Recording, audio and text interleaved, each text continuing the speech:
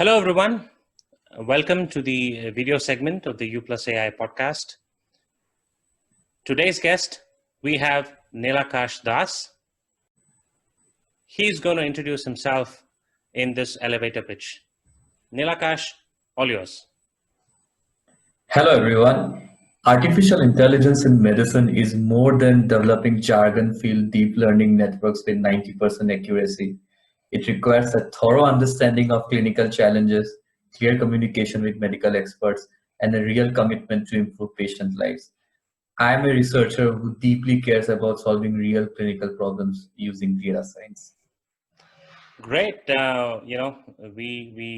We loved your perspectives in the podcast, and we'll take up more fun items with you now. Yeah. So here's another segment. So this segment is called Favorites. Yeah. And I'm going to ask you about some of your favorites in this field. Yeah.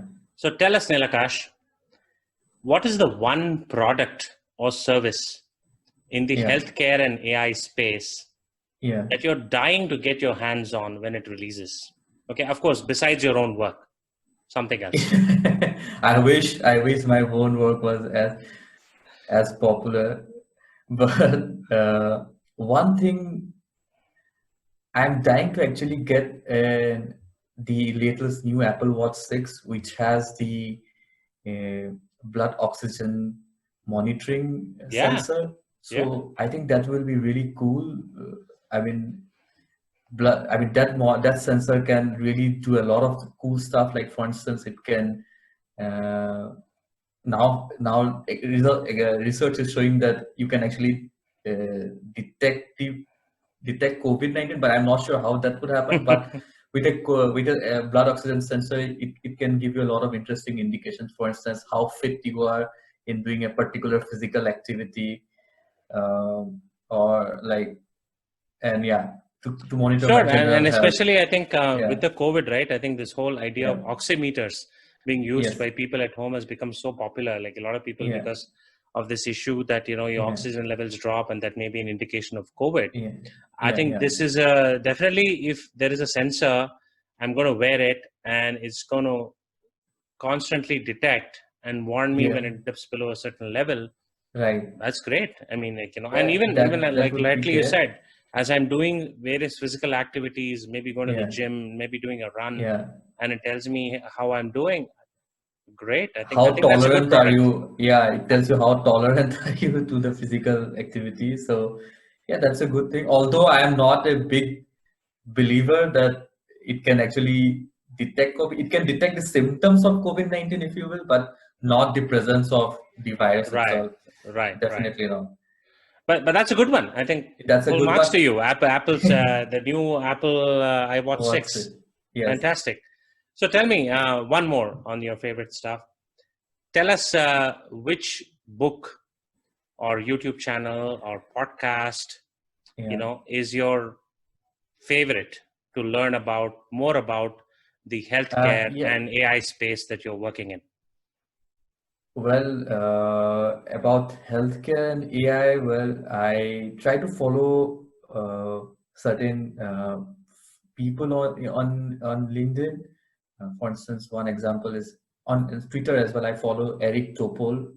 Oh yeah, he's a brilliant person. I mean, he took his platform. He was already a well-renowned researcher, but then he wrote the book Deep Medicine, and then he essentially get this whole new dimension to this entire field of AI in medicine, and has popularized this so much that it is in our collective consciousness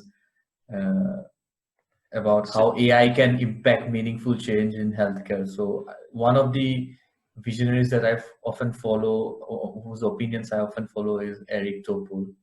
Fantastic. I mean, Deep Medicine is one of my favorite books too. So again, full marks to you, Nilakash. You're right on point. We have a lot of similar interests.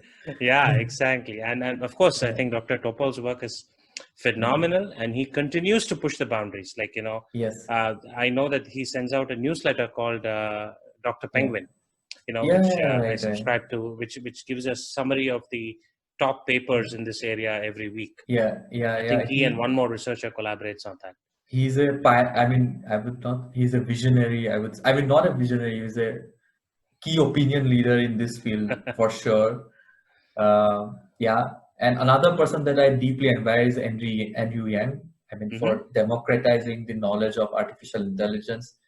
I stumbled upon his YouTube videos back in 2011, just before he started Coursera. I followed his courses, and he was a phenomenal teacher. And he also impacted me. In fact, all of my machine learning knowledge and stuff, it was by following his courses. Then I also followed many of his courses on DeepMind. Right. He has really impacted my entire career a lot.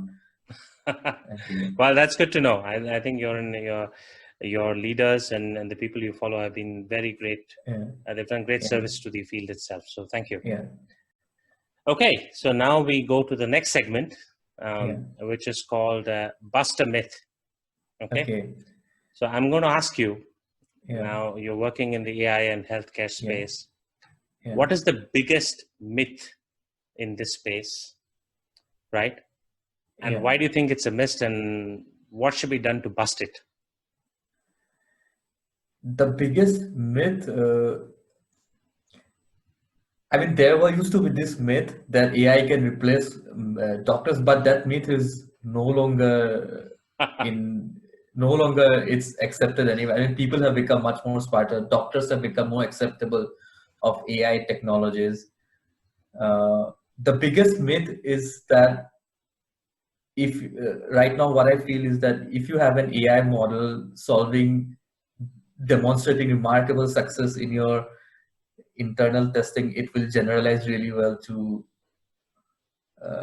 all other external data sets. And that is often a concluding statement written in most research papers, that we have developed something based on our own internal observations on a very carefully conditioned cohorts. But the truth be told, there is no way to determine until we do a test or until we do a prospective validation to see. That's right, prospective validation, then randomized control trial on a general population. And I think most importantly, I think what you're saying is the clinical outcomes, not just the paper, not just what result in terms of quantitative measures like the AUC or the sensitivity, specificity, that's great. But then how does it translate to a clinical outcome? I think fantastic point, Nilakash. Great. So definitely, let's go bust that myth. Let's talk about another one. So another segment, this is going great, Nilakash. You're doing great. So I want to continue this, right? So this segment is called Imagine. Okay. So I'm going to give you a scenario. Okay. And you have the freedom to sort of imagine and tell me how this will unfold, right? Okay. So here's your scenario. It is the year 2030, 10 years from now. Okay. You have just booked an appointment with a dentist. Okay. Walk us through your imagination on how your meeting with a dentist will be in the year 2030. Okay, that's really cool. But first, what will happen is probably I will just send a text or an email that I have this problem, and the dentist will say, okay, send me a pic of your teeth. I don't know, I'm not very familiar with the dentistry terms, but I send the picture of my teeth. The image automatically goes through his AI algorithms and suggests possible diagnosis or possible treatments, possible management. And then the dentist asks you, okay, let's do a holographic telephone call, and then that's good. or for instance, if you say let's hook up our VR sets and then we meet in real time, the VR renders an exact model of you in the virtual reality, and the dentist, even without meeting in real life, can just then check your teeth, which I hope will be replicated 1-to-1 on this virtual reality. That's fascinating. And do you believe that the first time you send a message to your dentist, it's actually the human dentist that's replying to you?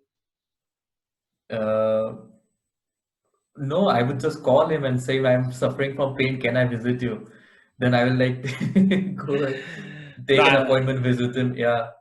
I was thinking there might be a robot assistant for his email. Like, I would like a robot assistant for my email, which would take a look and prioritize it and, send back automated responses and then sort of hook me up where, my time would be he best will also, spent. as when I said, when you send your photo of your teeth, of course, not only it will go through one of his many AI algorithms, he will have like he will have an army of AI algorithm, which will first try to go through you try to determine, ascertain your diagnosis and treatment options, and then he will try to triage you whether if you're actually feeling the pain and whether you are like worth of having to schedule a quick appointment, whether it's worth it or not. It will also try to triage it. Yeah, I mean, the future is like, in the future, like really far in the future, people would have probably realized that pain is just something in the brain, and they will just put a switch and then it will turn off the pain. Yeah. Okay, now, the like lines between reality and science fiction and everything is blurring, Nilakash. So exactly. But it's good. I mean, I really like. Maybe this is a video we're recording now. Maybe 10 years from now, we'll come back wherever you are. You can take a look and see how fertile your imagination is. Yeah. Well, that's great. Thank you so much. Yeah. So next we go into our fill in the blanks section.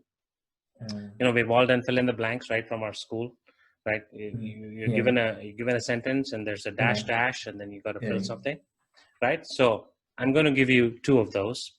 Yeah. So let's start with the first. And you have to fill in the blanks, right? You can say, just feel free to say whatever you want to fill it with. Yeah. The first sentence is, AI is going to dash the human race. I repeat, AI. Destroy? No. Enrich. It's not destroy, it's enrich. Enrich, okay. But should we just say that, we'll just take the first answer only and not the second one? Enrich. Enrich is a good one. I think we can live with that. AI is going to enrich the human race. Fantastic. Next one. A dog is a human's best friend. AI is a human's dash. Yeah, I'm going to go cliched here. I'll say assistant. Good one. So it's a safe answer. Safe answer works, and it's not very dramatic, like, saying like AI is going to take over, or is a human's peril, or is a human's pain, or even somebody could have said AI is a human's replacement. Let's not go there. Let's not go there. For sure. Well, thank you. This has been fun. So that's it, and it's been great to meet with you.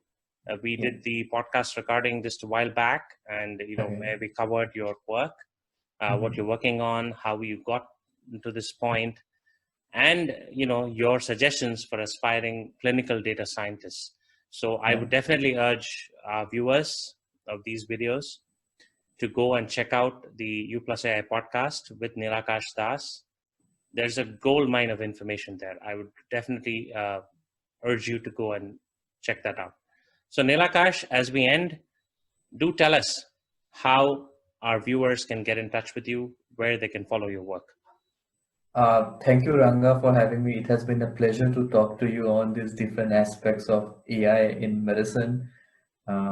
If you would like to get in touch with me, I'm quite active on LinkedIn. You can follow me there. My name is Nilakash Das, Nilakash.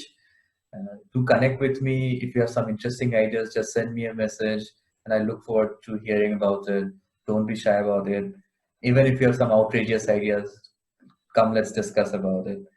And I can tell my viewers, Nilakash does respond to your message on LinkedIn. He's very active. He was very prompt when I contacted him, and it resulted in this podcast recording today and in this video segment today. So definitely I'd second him on that. do get in touch with him. Thank you so much. Thank you, Ranga.